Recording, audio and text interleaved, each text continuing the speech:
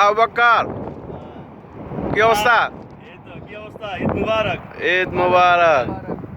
কই আছি আমরা এখন? আমরা এখন আছি ইয়ে ধরতে পারেন, কি কয়, সাব্বাবা ধরতে পারেন, সাব্বাবা। হ্যাঁ। সাব্বাবার এরিয়ায়, আর সঠিক জানি না। বন্ধুরা, এটা পাহাড়ের উপরে প্রায় 1 দুটো কিলোমিটার উপরে পাহাড়।